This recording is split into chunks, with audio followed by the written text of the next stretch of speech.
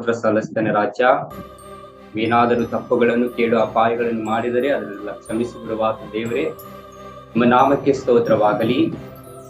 ಈ ದಿನದಲ್ಲಿ ಕರ್ತನೆ ಒಳ್ಳೆ ಬೆಳಕನ್ನು ನಮಗೆ ಅನುಗ್ರಹಿಸಿಕೊಟ್ಟಿದ್ದಕ್ಕಾಗಿ ನಿಮಗೆ ಸ್ತೋತ್ರವಾಗಲಿ ಸಪ್ಪ.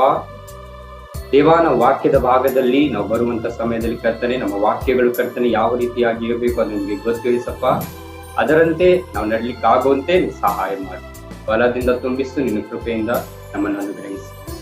ಮಹಿಮೆಯನ್ನು ಬೇಕಾಗಿ ನಾನು ಬೇಡಿಕೊಳ್ಳುತ್ತಾ ನಜರೇತಿನ ಯೇಸುವಿನ ನಾಮದಿಂದ ನಾನು ಬೇಡುತ್ತೇನೆ ತಂದೆ.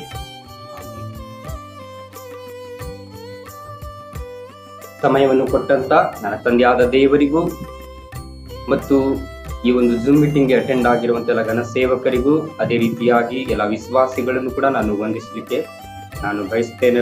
ಈ ಸಮಯದಲ್ಲಿ ನಾವು ಕೆಲವೊಂದು ಭಾಗಗಳನ್ನು ನಾವು ನೋಡ್ಲಿಕ್ಕೆ ಬಂದಿದ್ದೇವೆ. ವಿಶೇಷವಾಗಿ ಈ ದಿನದಲ್ಲಿ ಕೀರ್ತನೆ 142ನೇ ಭಾಗವನ್ನು ನಾವು ನೋಡಲಿಕ್ಕೆ ಈ ಸಮಯದಲ್ಲಿ ನಾವು ಬಂದಿದ್ದೇವೆ. ಈ ಕೀರ್ತನೆ ಭಾಗದಲ್ಲಿ ಬರುವಂತ ಕೆಲವೊಂದು ವಚನಗಳನ್ನು ಕುರಿತಾಗಿ ನಾವು ಮಾತನಾಡಲಿಕ್ಕೆ ನಾನು ಬಂದಿದ್ದೇನೆ. ಈ ಸಮಯದಲ್ಲಿ ಈ ಒಂದು ಕೀರ್ತನೆ ಭಾಗದ ಒಂದು ಶಿರೋನಾಮ ಏನೆಂದರೆ, ಇಕ್ಕಟ್ಟಿನಲ್ಲಿದ್ದವನು ಪ್ರಾರ್ಥಿಸುವುದು. ಅಂದ್ರೆ ಇಕ್ಕಟ್ಟಿನಲ್ಲಿ ಇದ್ದಂಥವನು ಯಾವ ರೀತಿಯಾಗಿ ಪ್ರಾರ್ಥನೆ ಮಾಡಬೇಕೆಂಬುದರ ಬಗ್ಗೆ ಇಲ್ಲಿ ದಾವೀದನು ಸ್ಪಷ್ಟವಾಗಿ ನಮಗೆ ಕಲಿಸಿಕೊಡುತ್ತಿದ್ದಾನೆ. ಈ ಭಾಗವನ್ನು ಬರೆದವನು ದಾವೀದನಾಗಿದ್ದಾನೆ. ದಾವೀದನು ಅವನಿಗೆ ಅನೇಕ ಕಷ್ಟಗಳು, ಅನೇಕ ಸಂಕಷ್ಟಗಳು ಆತನಿಗೆ ಬರುವಂತ ಸಮಯದಲ್ಲಿ ನಾನು ಯಾವ ರೀತಿಯಾಗಿ ದೇವರಲ್ಲಿ ನಾನು ಬೇಡ್ಕೊಂಡ್ರೆ ನನಗೆ ಆ ಒಂದು ಸಹಾಯ ಸಿಗುತ್ತೆ ಎಂಬ ಪ್ರಾರ್ಥನೆಯಲ್ಲಿ ಆ ಮಗನು ಮೊದಲೇ ದೇವರಲ್ಲಿ ಬೇಡಿಕೊಂಡು ಪ್ರಾರ್ಥಿಸುವಂತ ಆ ಒಂದು ಭಾಗಗಳನ್ನು ನಾವು ಈ ಭಾಗದಲ್ಲಿ ನಾವು ನೋಡಬಹುದು. ಈ ಭಾಗದಲ್ಲಿ ಕೆಲವೊಂದು ವಚನಗಳನ್ನು ಇಟ್ಟುಕೊಂಡು ನಾವು ಒಂದು ಸಮಯವನ್ನು ನಾವು ನೋಡಿಕೊಳ್ಳೋಣ. 2ನೇ ಭಾಗದಲ್ಲಿ ನಾವು ನೋಡುವಾಗ ದಾವೀದನು ಗುಹೆಯಲ್ಲಿ ಅಡಗಿಕೊಂಡಿದ್ದಾಗ ಅವನು ಮಾಡಿದಂತ ಒಂದು ಪ್ರಾರ್ಥನೆ. ಆತನು ಇಕ್ಕಟ್ಟಿನಲ್ಲಿದ್ದ ಆ ಒಂದು ಸಮಯದಲ್ಲಿ ಯಾವ ರೀತಿ ಅಂದ್ರೆ, ದಾವೀದನು ಗುಹೆಯಲ್ಲಿ ಅಡಗಿಕೊಂಡಿದ್ದಾಗ ಆತನು ಮಾಡಿದ ಒಂದು ಪ್ರಾರ್ಥನೆ. ಒಂದು ಸಮುವೇಲ 22ನೇ ಅಧ್ಯಾಯ ಮತ್ತು 24ನೇ ಅಧ್ಯಾಯದಲ್ಲಿ ನಾವು ನೋಡ್ತೇವೆ. ಈ 2 ಅಧ್ಯಾಯಗಳಲ್ಲಿ ಸ್ಪಷ್ಟವಾಗಿ ದಾವೀದನು ಯಾವ ರೀತಿಯಾಗಿ ಅಲ್ಲಿಂದ ಆತನು ಸೌಲನಿಂದ ತಪ್ಪಿಸಿಕೊಳ್ತಾನೆ ಮತ್ತು ಸೌಲನಿಂದ ಯಾವ ರೀತಿಯಾಗಿ ಆತನು ಹೋಗಿ ಗುಹೆಯಲ್ಲಿ ಅಡಗಿಕೊಡ್ತಾನೆ ಮತ್ತು ದೇವರು ಆತನ ಪ್ರಾರ್ಥನೆಯನ್ನು ಯಾವ ರೀತಿಯಾಗಿ ಕೇಳ್ತಾನೆ ಎಂಬುದರ ಬಗ್ಗೆ ನಾವು ಇಲ್ಲಿ ನೋಡ್ತೇವೆ. ವಿಶೇಷವಾಗಿ ಇಲ್ಲಿ 1 ಸಮುವೇಲ ಒಂದು ಭಾಗದಲ್ಲಿ ನಾವು ನೋಡುವಾಗ 24ನೇ ಅಧ್ಯಾಯದಲ್ಲಿ ಅಲ್ಲಿ ದಾವೀದನಿಗೆ ಎಂಗೆದೆಯ ಗುಹೆಯಲ್ಲಿ ದಾವೀದನ ಕೈಗೆ ಸಿಕ್ಕಲು ದಾವೀದನು ಅವನಿಗೆ ಕೇಡು ಮಾಡದೆ ಬಿಟ್ಟದ್ದು. ಅಂದ್ರೆ ಸೌಲನು ಎಂಗೆದೆಯ ಗುಹೆಯಲ್ಲಿ ದಾವೀದನಿಗೆ ಕೈ ಸಿಕ್ಕಲು ದಾವೀದನು ಅವನಿಗೆ ಕೇಡು ಮಾಡದೆ ಬಿಟ್ಟದ್ದು. ನೋಡ್ರಿ, ದಾವೀದನು ಸೌಲನಿಗೆ ಕೇಡು ಮಾಡದೆ ಬಿಟ್ಟದ್ದಂತೇಳಿ ಅಲ್ಲಿ ಕೇಡು ಯಾರಿಗೆ ಬಂದಿರುತ್ತೆ ಅಂದ್ರೆ ದಾವೀದನಿಗೆ ಕೇಡು ಬಂದಿರುತ್ತೆ. ಅಂದ್ರೆ ಸೌಲನು ಅವನನ್ನು ಓಡಿಸಿಕೊಂಡು ಕಾಡಿನ ಮಧ್ಯದಲ್ಲಿ ಅವನನ್ನು ಹಿಂಸೆ ಮಾಡಿಕೊಂಡು ಅವನನ್ನು ಸಾಯಿಸಬೇಕು, ಅವನನ್ನು ಕೊಲ್ಲಬೇಕು ಎಂಬ ಒಂದು ಭಾವನೆಯಿಂದಾಗಿ ದಾವೀದನಿಗೆ ಅನೇಕ ಕಷ್ಟಗಳು ಬರ್ತವೆ. ಅಂತ ಒಂದು ಸಮಯದಲ್ಲಿ ಸೌಲನು ಅವನನ್ನು ಸಾಯಿಸ್ಬೇಕಂತೇಳಿ ಕಾಡಿನ ಮಧ್ಯದಲ್ಲಿ ತನ್ನ ಸೈನಿಕರನ್ನು ಕರೆದುಕೊಂಡು ಬರುವಂತ ಆ ವೇಳೆಯಲ್ಲಿ ಆಗಿದ್ದಂತ ಒಂದು ಘಟನೆ ಇದು ಈ ಕೀರ್ತನೆ ಭಾಗ. ಈ ಭಾಗದಲ್ಲಿ ನಾವು ನೋಡುವಾಗ ದಿನ ಸೌಲನು ಫಿಲಿಸ್ಟಿಯರನ್ನು ಓಡಿಸಿಕೊಂಡು ಹಿಂದಿರುಗಿ ದಾವೀದನನ್ನು ಎಂಗೆದೆ ಅರಣ್ಯದಲ್ಲಿದ್ದಾನೆಂದು ಅವನಿಗೆ ತಿಳಿದು ಬಂದಾಗ ಅವನು ಎಲ್ಲಾ ಇಸ್ರಾಯೇಲರ ಶ್ರೇಷ್ಠರಾದ 3,000 ಮಂದಿ ಸೈನಿಕರನ್ನು ಕರೆದುಕೊಂಡು ಆತನಿಗೆ ಕೊಲ್ಲಲಿಕ್ಕೆ ಹೋಗ್ತಾನಂತೆ. ಅದೇ ಎಂಗೆದೆಯ ಆ ಒಂದು ಗುಹೆಯಲ್ಲಿ ಈತನು ಶೌಚಕ್ಕಾಗಿ ಹೋಗ್ತಾನೆ. ಯಾರು? ಸೌಲನು ಶೌಚಕ್ಕಾಗಿ ಹೋಗುವಂತ ಸಮಯದಲ್ಲಿ ಅಲ್ಲಿ ದಾವೀದನು ಮತ್ತು ಆತನ ಜನರು ಬಚ್ಚಿಕೊಂಡಿರ್ತಾರಂತೆ. ಆಗ ದಾವೀದನು ಅವನ ಒಂದು ಅಂಗಿಯ ತುಂಡನ್ನು ಕತ್ತರಿಸಿ ತನ್ನ ಕೈಯಲ್ಲಿ ಹಿಡಿದುಕೊಂಡಂತೆ. ಏಕೆಂದ್ರೆ ಆತನ ಆ ಒಂದು ಗುಹೆಯಲ್ಲಿ ಆತನು ಸಿಕ್ಕಿದ ಯಾರೋ ಸೌಲನು. ಅಂತ ಒಂದು ಸಮಯದಲ್ಲಿ ಸೌಲನನ್ನು ಕೊಲ್ಲದೆ ದಾವೀದನು ಆತನನ್ನು ಕನಿಕರದಿಂದ ಮತ್ತು ಆತನು ಅಭಿಷೇಕಿಸಲ್ಪಟ್ಟವನು ದೇವರಿಂದ ಬಂದವನು ಅಂತ ಹೇಳಿ ಅವನನ್ನು ಅಡ್ಡಿ ಮಾಡಲಿಲ್ಲ ದಾವೀದನ ಕೈಯಲ್ಲಿ ಆತನು ಸಿಕ್ಕಿದ. ಏಕೆಂದ್ರೆ ದಾವೀದನನ್ನು ಈತನು ಕೊಲ್ಲಲಿಕ್ಕೆ ಅನೇಕ ದಿನಮಾನಗಳಿಂದ ಬಹಳಷ್ಟು ಪ್ರಯತ್ನ ಪಡ್ತಿದ್ದ ಸೌಲನು. ಅಂತ ಒಂದು ಸಮಯದಲ್ಲಿ ಆತನ ಪ್ರಿಯ ಸ್ನೇಹಿತನಾದಂತ ಯೋನಾತನು ಕೂಡ ಆತನಿಗೆ ಹೆಲ್ಪ್ ಮಾಡ್ತಾನಂತೆ. ಇಂಥ ಒಂದು ಸಮಯದಲ್ಲಿ ಈ ಕೀರ್ತನೆ ಭಾಗವನ್ನು ಬರೆದಂತ ದಾವೀದನಾಗಿರ್ತಾನೆ. ಏಕೆಂದ್ರೆ ನಮ್ಮ ಕಷ್ಟ ಕಾಲದಲ್ಲಿ ನಮ್ಮನ್ನು ಹಿಂಸಿಸುವವರಿಗೆ ನಾವು ಯಾವ ರೀತಿಯಾಗಿ ಆ ಮಕ್ಕಳನ್ನು ನಾವು ಕ್ಷಮಿಸಬೇಕು ಎಂಬುದರ ಬಗ್ಗೆ ಈ ವಾಕ್ಯಗಳನ್ನು ಬರೆಯಲ್ಪಡುತ್ತಿದ್ದಾರೆ. ವಿಶೇಷವಾಗಿ ಈ ಸಮಯದಲ್ಲಿ ನಾವು ನೋಡುವಾಗ 142ನೇ ಕೀರ್ತನೆ ಭಾಗದಲ್ಲಿ ನಾವು ಬರುವಾಗ ಈ ಭಾಗಗಳಲ್ಲಿ ಈ ಒಂದು ಅಧ್ಯಾಯದಲ್ಲಿ ನಾವು 4 ಭಾಗಗಳನ್ನಾಗಿ ನಾವು ವಿಂಗಡಿಸಬಹುದು. ಪ್ರೀತಿ ಉಳ್ಳವರೇ, ಇಲ್ಲಿ ನಾವು ನೋಡುವಾಗ 1-2 ಒಂದನೇದಾಗಿ ನಾವು ನೋಡುವಾಗ ದಾವೀದನ ಮೊರೆ ಮತ್ತು ಆತನ ಕಷ್ಟದ ಅರಿಕೆ. ಅಂದ್ರೆ ದಾವೀದನು ಆ ಒಂದು ಗಳಿಗೆಯಲ್ಲಿ ಸೌಲನಿಂದ ಯಾವ ರೀತಿಯಾಗಿ ತಪ್ಪಿಸ್ತಾನೆ ಮತ್ತು ಸೌಲನಿಂದ ತಪ್ಪಿಸುವುದಕ್ಕಿಂತ ಮುಂಚೆ ದೇವರಲ್ಲಿ ಯಾವ ರೀತಿಯಾಗಿ ಆತನು ಮೊರೆ ಇಡ್ತಾನೆ ಎಂಬುದರ ಬಗ್ಗೆ, ಆತನ ಒಂದು ಮೊರೆ ಮತ್ತು ಆತನ ಒಂದು ಕಷ್ಟದ ಅರಿಕೆಯನ್ನು ಯಾವ ರೀತಿಯಾಗಿ ಕೇಳ್ಕೊಳ್ತಿದ್ದಾನೆ ಎಂಬುದರ ಬಗ್ಗೆ ನಾವು ನೋಡ್ತೇವೆ. ಅದೇ ರೀತಿಯಾಗಿ 3-4 ನಾವು ನೋಡುವಾಗ ಒಂಟಿಯಾಗಿರುವ ದಾವೀದನಿಗೆ ದೇವರ ಕಾಳಜಿ ಅಂತೆ. ನೋಡ್ರಿ, ಒಬ್ಬಂಟಿಗೆ ಆಗಿರುವಂತ ಸಮಯದಲ್ಲಿ ದಾವೀದನಿಗೆ ದೇವರ ಒಂದು ಕಾಳಜಿ ತೋರಿಸ್ತಾನಂತೆ. ದೇವರು ಆತನಿಗೆ ಒಂದು ಕಾಳಜಿಯನ್ನು ಇರ್ತಾನಂತೆ. ಅದೇ ರೀತಿಯಾಗಿ 5ನೇ ಭಾಗವನ್ನು ನಾವು ನೋಡುವಾಗ ದಾವೀದನ ನಂಬಿಕೆ, ದೇವರು ನನ್ನ ಸಂಗಡ ಇದ್ದಾನೆಂಬ ಒಂದು ನಂಬಿಕೆ ಆತನಲ್ಲಿ ಇತ್ತಂತೆ. ದಾವೀದನ ನಂಬಿಕೆ ಯಾವ ರೀತಿಯಾಗಿದ್ದಂತಂದ್ರೆ, ದೇವರು ನಮ್ಮ ಸಂಗಡ ಇದ್ದಾನೆ ಅಂತ ಹೇಳಿ ಅವನಿಗೆ ಒಂದು ನಂಬಿಕೆ ಇತ್ತಂತೆ. ಅದೇ ರೀತಿಯಾಗಿ 6-7 ನಾವು ನೋಡುವಾಗ ದಾವೀದನ ಜಯದ ಒಂದು ಪ್ರಾರ್ಥನೆಯನ್ನು ನಾವು ನೋಡ್ತೇವೆ. ಅಂದ್ರೆ ಅವನಿಗೆ ಯಾವ ರೀತಿಯಾಗಿ ಜಯ ಸಿಕ್ತು ಎಂಬುದರ ಒಂದು ಪ್ರಾರ್ಥನೆಯನ್ನು ನಾವು ನೋಡ್ತೇವೆ. ಪ್ರೀತಿಯುಳ್ಳವರೇ, ಸಮಯದಲ್ಲಿ 4 ಭಾಗಗಳಲ್ಲಿ ನಾವು ಕಲಿತುಕೊಳ್ಳುವಂತ ವಿಷಯವೇನೆಂದರೆ, ದೇವರು ಅನೇಕ ರೀತಿಯಿಂದಾಗಿ ನಮಗೆ ಅನೇಕ ಕಷ್ಟಗಳು, ಅನೇಕ ಒಂದು ಹಿಂಸಿಸುವಂತವರು ನಮ್ಮ ಸಂಗಡ ಇರುವಂತ ಸಮಯದಲ್ಲಿ ಅನೇಕ ಕಾರ್ಯಗಳು ನಮಗೆ ಬರುತ್ತವೆ. ನಮ್ಮನ್ನು ಹಿಂಸಿಸುವಂತವರು, ನಮ್ಮನ್ನು ಅನೇಕ ಕೆಟ್ಟ ಕಾರ್ಯಗಳಲ್ಲಿ ಎಳೆದುಕೊಂಡು ಹೋಗುವಂತವರು ನಮ್ಮ ಸಂಗಡ ಇದ್ದಾರೆ ಈ ಲೋಕದಲ್ಲಿ. ಅಂತ ಒಂದು ಸಮಯದಲ್ಲಿ ನಾವು ಯಾವ ರೀತಿಯಾಗಿ ಆ ಒಂದು ಕಷ್ಟದ, ಆ ಒಂದು ಹಿಂಸಿಸುವ ಆ ಒಂದು ಕೈಗಳಿಂದ ನಾವು ಯಾವ ರೀತಿಯಾಗಿ ಬಿಡಿಸಿಕೊಳ್ಳಬೇಕೆಂಬುದರ ಬಗ್ಗೆ ಇಲ್ಲಿ ದಾವೀದನು ಸ್ಪಷ್ಟವಾಗಿ ದೇವರಲ್ಲಿ ಪ್ರಾರ್ಥನೆಯ ಒಟ್ಟಿಗೆ ಮಾತನಾಡ್ತಾ ಇದ್ದಾನೆ. ದಾವೀದನ ಏಕೈಕ ಆಶ್ರಯ ಈ ಭಾಗ, ದಾವೀದನ ಏಕೈಕ ಆಶ್ರಯ ಅಂತ ನೋಡ್ರಿ. 1-2 ಒಂದು ಭಾಗದಲ್ಲಿ ನಾವು ನೋಡುವಾಗ ದಾವೀದನ ಮೊರೆ ಮತ್ತು ಆತನ ಕಷ್ಟದ ಅರಿಕೆ ಅಂತೆ. ಇಲ್ಲಿ 1ನೇ ವಚನವನ್ನು ನಾವು ನೋಡುವಾಗ, ನಾನು ಯೆಹೋವನಿಗೆ ಮೊರೆ ಇಡುವೆನು, ಯೆಹೋವನಿಗೆ ಕೂಗಿ ಭಿನ್ನಯಿಸುವೆನು. ಇಷ್ಟು ಸ್ಪಷ್ಟವಾಗಿ ದಾವೀದನು ದೇವರಲ್ಲಿ ಪ್ರಾರ್ಥನೆ ಮಾಡ್ತಾ ಇದ್ದಾನೆ. ಈ ಭಾಗವು ಪ್ರಾರ್ಥಿಸುವಂತದ್ದು, ಇಕ್ಕಟ್ಟಿನಲ್ಲಿರುವವರು ಯಾವ ರೀತಿಯಾಗಿ ಪ್ರಾರ್ಥನೆ ಎಂಬುದಾಗಿ ಇಲ್ಲಿ ದಾವೀದನು ಒಂದು ಗುಹೆಯಲ್ಲಿ ಅಡಗಿಕೊಂಡಿದ್ದಾಗ ಮಾಡಿದ ಒಂದು ಪ್ರಾರ್ಥನೆ ಆಗಿರುತ್ತದೆ. ನಾನು ಯೆಹೋವನಿಗೆ ಮೊರೆ ಇಡುವೆನು. ಪ್ರೀತಿ ಉಳ್ಳವರೇ, ಕಷ್ಟ ಬಂದಾಗ ಮಾತ್ರ ನಾವು ದೇವರನ್ನು ಮೊರೆ ಇಡಬಾರದು. ಇಲ್ಲಿ ಒಂದು ಹೆಡ್ಲೈನ್ ಇದೆ, ಆತನ ಕಷ್ಟದ ಅರಿಕೆ ಅಂತ ಹೇಳಿ. ಆತನ ಕಷ್ಟ ಬಂದಾಗೂ ಕೂಡ ಮೊರೆ ಇಟ್ಟ, ಆತನಿಗೆ ಸುಖ ಬಂದಾಗೂ ಕೂಡ ಮೊರೆ ಇಟ್ಟ. ದೇವರ ನಾಮಕ್ಕೆ ಅವನು ಕಷ್ಟ ಬಂದಾಗಲೂ ಕೂಡ, ಸುಖ ಬಂದಾಗಲೂ ಕೂಡ ದೇವರಿಗೆ ಸ್ತೋತ್ರ ಸಲ್ಲಿಸುತ್ತಿದ್ದ ದಾವೀದನು. ಆಗ ಅವನು ಜಯವಾಗಲಿಕ್ಕೆ ಅವನಿಗೆ ಒಂದು ಸಾಧ್ಯವಾಗಿತ್ತು. ನೋಡುವಾಗ ಇಲ್ಲಿ ನಾನು ಯೆಹೋವನಿಗೆ ಮೊರೆ ಇಡುವೆನು, ಯೆಹೋವನಿಗೆ ಕೂಗಿ ಭಿನ್ನಯಿಸುವೆನು. ಕೂಗಿ ಆತನಲ್ಲಿ ಕೂಗಿ ನಾನು ಪ್ರಾರ್ಥನೆ ಮಾಡುವೆನು, ನನ್ನ ಎಲ್ಲಾ ಕಾರ್ಯಗಳನ್ನು ಆತನ ಮುಂದೆ ನಾನು ಬಿಚ್ಚುವೆನು ಅಂತ ಹೇಳಿ ಆತನು ಪ್ರಾರ್ಥನೆ ಮಾಡ್ತಾ ಇದ್ದಾನೆ. ಹೌದು ಪ್ರೀತಿ ಉಳ್ಳವರೇ, ದಾವೀದನಿಗೆ ಅಲ್ಲಿ ನಾನು ಈ ಒಂದು ಸೌಲನಿಂದ ಯಾವ ರೀತಿಯಾಗಿ ತಪ್ಪಿಸಿಕೊಳ್ಳಬೇಕು, ನನಗೆ ಈ ಕಷ್ಟದಿಂದ ಬಿಡಿಸು ದೇವರೇ ಎಂಬ ಒಂದು ಪ್ರಾರ್ಥನೆಯನ್ನು ಆತನು ದೇವರಲ್ಲಿ ಮೊರೆ ಇಡ್ತಾ ಇದ್ದಾನೆ. ಯಾರು? ದಾವೀದನು. ಅದೇ ರೀತಿಯಾಗಿ ನಮಗೆ ಕೂಡ ಕಷ್ಟ ಬರುವಂತ ಸಮಯದಲ್ಲಿ ನಾವು ದೇವರಲ್ಲಿ ಯಾವ ರೀತಿಯಾಗಿ ಮೊರೆ ಇಡಬೇಕಂದ್ರೆ ಪ್ರೀತಿ ಉಳ್ಳವರೇ, ಈತನು ಯಾವ ರೀತಿಯಾಗಿ ಪ್ರಾರ್ಥನೆ ಮಾಡಿದನೋ ಆ ರೀತಿಯಾಗಿ ನಾವು ಪ್ರಾರ್ಥನೆ ಮಾಡಬೇಕು. ಈತನು ಮಾಡಿದಂತ ಪ್ರಾರ್ಥನೆ ನಮ್ಗೆ ಬರ್ಲಿಕ್ಕಂದ್ರೆ ಅಟ್ಲೀಸ್ಟ್ ನಾವು ದೇವರಲ್ಲಿ ಕೂಡ, ದೇವಾ ನನ್ನ ಕಷ್ಟಗಳನ್ನು ನಿನ್ನ ಮುಂದೆ ನಾನು ತೆರೆದಿಡ್ತಿದ್ದೇನೆ, ನನ್ನ ಮೊರೆಯನ್ನು ಲಾಲಿಸು, ನಾನು ಏನಾದ್ರೂ ತಪ್ಪು ಮಾಡಿ ನನ್ನ ತಪ್ಪುಗಳನ್ನು ಕ್ಷಮಿಸು ಅಂತ ಹೇಳಿ ನಾವು ಪ್ರಾರ್ಥನೆ ಮಾಡ್ಬೇಕಂತ ದೇವರಲ್ಲಿ. ಅದೇ ರೀತಿಯಾಗಿ ಇಲ್ಲಿ ದೇವರ ಮುಂದೆ ಈತನು ಬಹಳ ಅಚ್ಚುಕಟ್ಟಾಗಿ ಪ್ರಾರ್ಥನೆ ಮಾಡ್ತಾ ಇದ್ದಂತೆ. ಅಲ್ಲಿ ನಾವು ನೋಡ್ತೇವೆ, ಈ ಒಂದು ಭಾಗದ ಒಂದು ಶಿರೋನಾಮಿನಲ್ಲಿ ನಾವು ನೋಡ್ತುವಾಗ ಇದು ಸಾಹಿತ್ಯ ಅಥವಾ ಸಂಗೀತದ ಪದವಾಗಿದಂತೆ. ಇಲ್ಲಿ ಸಾಹಿತ್ಯದ ಒಂದು ಕಥೆಯಾಗಿರ್ತದೆ ಇದು. ಈ ಪದದಲ್ಲಿ ನಾವು ನೋಡುವಾಗ ಇದು ಒಂಟಿತನ ಹತಾಶಕ್ಕೆ ಒಳಗಾದ ಮನುಷ್ಯನ ಪ್ರಾರ್ಥನೆ ಆಗಿರುತ್ತೆ. ಅಂದ್ರೆ ಒಬ್ಬಂಟಿಗನಾಗಿ ಇರುವಂತ ಸಮಯದಲ್ಲಿ ಆತನಿಗೆ ಯಾರು ಕೂಡ ಆಶ್ರಯ ಮತ್ತು ಆತನಿಗೆ ಯಾರು ಕೂಡ ಅವನ ಕಷ್ಟದ ಒಂದು ಇದರಲ್ಲಿ ಯಾರು ಕೂಡ ಇರುವುದಿಲ್ಲ. ಅಂತ ಒಂದು ಸಮಯದಲ್ಲಿ ದೇವರು ಆತನ ಪ್ರಾರ್ಥನೆಯನ್ನು ಯಾವ ರೀತಿಯಾಗಿ ಕೇಳ್ತಾನೆ ಎಂಬುದರ ಬಗ್ಗೆ ಈ ವಾಕ್ಯ ಬರೆಯಲ್ಪಟ್ಟಿದೆ. ಪ್ರೀತಿ ಉಳ್ಳವರೇ, ನಾವು ಎಂದಾದರೂ ಅಂತ ಸ್ಥಿತಿಯಲ್ಲಿ ಇದ್ದರೆ ನಾವು ಏನ್ ಮಾಡ್ಬೇಕು, ಅದರಿಂದ ನಾವು ಏನ್ ಕಲಿಬೇಕು ಎಂಬುದ್ರ ಬಗ್ಗೆ ನಾವು ಈ ವಾಕ್ಯದಲ್ಲಿ, ಈ ಭಾಗದಲ್ಲಿ ನಾವು ನೋಡ್ತೇವೆ. ಪ್ರಾಮುಖ್ಯವಾದ ವಿಷಯವೆಂದರೆ ದೇವರ ಮುಂದೆ ನಮ್ಮ ತೊಂದರೆಗಳನ್ನು ಇಡ್ಬೇಕಂತೆ. ನಾವು ವಿಶೇಷವಾಗಿ ನಾವು ಏನ್ ಮಾಡ್ಬೇಕಂದ್ರೆ ದೇವರ ಮುಂದೆ ನಮ್ಮ ತೊಂದರೆಗಳನ್ನು ಇಡಬೇಕು. ಆ ಒಂದು ಸಮಯದಲ್ಲಿ ನಮ್ಮ ತೊಂದರೆಗಳನ್ನು ನಾವು ಇಡುವಾಗ ಕರ್ತನು ಆ ಒಂದು ಕಷ್ಟ ಬಾಧೆಗಳಿಂದ ನಮ್ಮನ್ನು ಬಿಡಿಸಿ ನಮ್ಮ ಪ್ರಾರ್ಥನೆಯನ್ನು ಕೇಳುವಾತನಾಗಿದ್ದಾನೆ.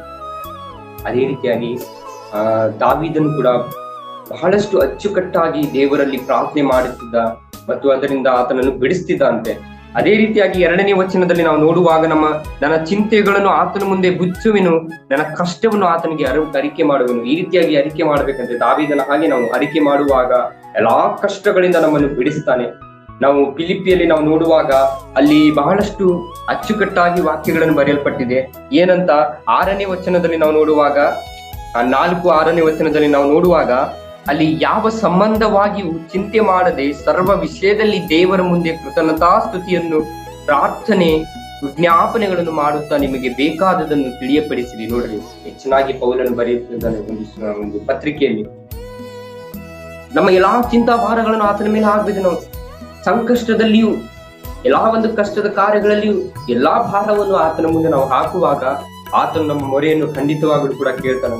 ನಾವು ಸುಮ್ನೆ ಪ್ರಾರ್ಥನೆ ಮಾಡಬಾರ್ದು, ಸುಮ್ನೆ ನಾವು ದೇವರಲ್ಲಿ ಬೇಡ್ಕೊಳ್ಬಾರ್ದಂತೆ. ನನಗೆ ಈ ಕಷ್ಟ ಇದೆ, ಸಣ್ಣ ಕಷ್ಟ ಇದ್ರು ಕೂಡ ನನಗೆ ಕಷ್ಟ ಇದೆ, ದೊಡ್ಡ ಕಷ್ಟ ಇದ್ರು ಕೂಡ ನನಗೆ ಕಷ್ಟ ಇದೆ, ನನಗೆ ಸಣ್ಣ ಚಿಂತೆ ಇದ್ರು ಕೂಡ ನಮ್ಗೆ ಏನು ಆಗಲ್ಲ ಅಂತ ಒಂದು ಸಮಯದಲ್ಲಿ ಬಹಳಷ್ಟು ಚಿಂತೆ ಇದೆಯಲ್ಲ, ನಾನು ಏನ್ ಮಾಡಬೇಕು ಅಂತ ಚಿಂತೆ ಇದ್ರು ಕೂಡ ನಾವು ಅಂತ ಚಿಂತೆಯ ಬಗ್ಗೆ, ಅಂತ ಕಷ್ಟದ ಬಗ್ಗೆ ನಾವು ಪ್ರಾರ್ಥನೆ ಮಾಡಬಾರ್ದು. ಸುಮ್ನೆ ದೇವರಲ್ಲಿ ನಾವು ಯಾವ ರೀತಿಯಾಗಿ ಪ್ರಾರ್ಥನೆ ಮಾಡ್ಬೇಕಂದ್ರೆ ದೇವರಿಗೂ ಕೂಡ ತಿಳಿದಿರ್ಬೇಕು ಆ ಕಷ್ಟ ಮತ್ತು ಚಿಂತೆ, ಆ ಒಂದು ಪ್ರಾರ್ಥನೆ ಮಾಡ್ಬೇಕಂತೆ. ಯಾಕೆಂದ್ರೆ ಇಲ್ಲಿ ದಾವೀದನ ಕಷ್ಟ ಚಿಂತೆ ಎಲ್ಲವೂ ಕೂಡ ದೇವರಿಗೆ ತಿಳಿದಿತ್ತು. ಆ ನಿಟ್ಟಿನಲ್ಲಿ ಆತನು ಪ್ರಾರ್ಥನೆ ಮಾಡ್ತಿದ್ದಂತೆ. ಪ್ರೀತಿ ಉಳ್ಳವರೇ, ಪ್ರಾರ್ಥನೆ ಎಂಬುದು ಅದು ಸುಮ್ನೆ ಮಾಡಿ ನಮ್ಮ ಪ್ರಾರ್ಥನೆ ಕೇಳ್ತಾನೆ, ನಮ್ಮ ಪ್ರಾರ್ಥನೆ ಆ ದೇವರ ಅನುಗ್ರಹಿಸ್ತಾನೆ ಅಂತ ಹೇಳಿ ನಾವು ಪ್ರಾರ್ಥನೆ ಮಾಡಬಾರ್ದು. ಯಾಕೆಂದ್ರೆ ದೇವರಿಗೂ ಕೂಡ ನಾವು ಪ್ರಾರ್ಥನೆ ಮಾಡುವಂತದ್ದು ತಿಳಿದಿರ್ಬೇಕಂತೆ. ಅದೇ ರೀತಿಯಾಗಿ ದಾವೀದನು ಪ್ರಾರ್ಥನೆ ಮಾಡಿದ. ಅವನಿಗೆ ಬಹಳಷ್ಟು ತೊಂದರೆಗಳಿತ್ತು, ಅದರಿಂದಾಗಿ ಆತನು ಪ್ರಾರ್ಥನೆ ಮಾಡಿದ. ತೊಂದರೆಗಳನ್ನು ಜಯಿಸಬೇಕಾದ್ರೆ ಈ ಪ್ರಾರ್ಥನೆಗೆ ಅವನಿಗೆ ಒಂದು ಬಲವಾದ ಒಂದು ಕಟ್ಟಿಗೆ ಆಗಲಿ, ಒಂದು ಬಲವಾದ ಮರವಾಗಲಿ ಆತನಲ್ಲಿ ಉಂಟು. ಪ್ರೀತಿ ಒಳ್ಳೆ ಈ ಒಂದು 2 ಭಾಗದಲ್ಲಿ ನಾವು ನೋಡುವಾಗ ಈ ರೀತಿಯಾಗಿ ನಾವು ದೇವರ ಮುಂದೆ ನಮ್ಮ ಮೊರೆ ಇಡಬೇಕಂತೆ. ನಾವು ಆತನಲ್ಲಿ ಕೂಗಿ ವಿನ್ನಯಿಸುವ ಆತನಾಗಿದ್ದಾನೆ. ಅದೇ ರೀತಿಯಾಗಿ 3-4 ಭಾಗದಲ್ಲಿ ನಾವು ನೋಡುವಾಗ ಒಂಟಿಯಾಗಿರುವ ದಾವೀದನಿಗೆ ದೇವರ ಕಾಳಜಿ. ನೋಡ್ರಿ, ಆತನು ಒಂಟಿಯಾಗಿರ್ತಾನೆ. ಅಂತ ಸಮಯದಲ್ಲಿ ದೇವರು ಆತನಿಗೆ ಯಾವ ರೀತಿಯಾಗಿ ಕಾಳಜಿ ವಹಿಸ್ತಾನೆ ಎಂಬುದರ ಬಗ್ಗೆ ನಾವು ಇಲ್ಲಿ ನೋಡ್ತೇವೆ. 3ನೇ ವಚನವನ್ನು ನಾವು ನೋಡುವಾಗ, ನನ್ನ ಆತ್ಮವು ಕುಂದಿ ಹೋಗಿದೆ, ನೀನೇ ನನ್ನ ಮಾರ್ಗವನ್ನು ಬಲ್ಲವನು, ನಾನು ಹೋಗಬೇಕಾದ ದಾರಿಯನ್ನು ಹೊರಲು ನೋಡಿದ್ದಾರೆ. ವಿಶೇಷವಾಗಿ ನಾನು ಹೋಗಬೇಕಾದ ದಾರಿಯನ್ನು ಯಾವ ರೀತಿಯಾಗಿ ಇಟ್ಟಿದ್ದಾರಂದ್ರೆ, ಅಲ್ಲಿ ನನಗೆ ಕಷ್ಟ ಬರುತ್ತಿದೆ, ನಾನು ಯಾವ ರೀತಿಯಾಗಿ ನಡೆಯಬೇಕು, ಅಲ್ಲಿ ನಾನು ನಡೆದಾಡುವಂತ ದಾರಿಯಲ್ಲಿ ಕಲ್ಲು ಮುಳ್ಳು ಎಲ್ಲವೂ ಕೂಡ ಇಟ್ಟಿದ್ದಾರೆ ಎಂಬ ಭಾಗ ಅಲ್ಲಿ ಉರುಳನ್ನು ಇಟ್ಟಿದ್ದಾರೆ. ಅಂದ್ರೆ ಎಲ್ಲವೂ ಕೂಡ ಬರುತ್ತೆ, ಅಲ್ಲಿ ಇನ್ಕ್ಲೂಡ್ ಎಲ್ಲವೂ ಕೂಡ ಬರುತ್ತೆ. ಅಂತ ಒಂದು ಸಮಯದಲ್ಲಿ ದೇವರು ಆತನನ್ನು ಯಾವ ರೀತಿಯಾಗಿ ನಡೆಸ್ಕೊಂಡು ಹೋಗ್ತಾರಂದ್ರೆ, ಪ್ರೀತಿ ಉಳ್ಳವರೇ,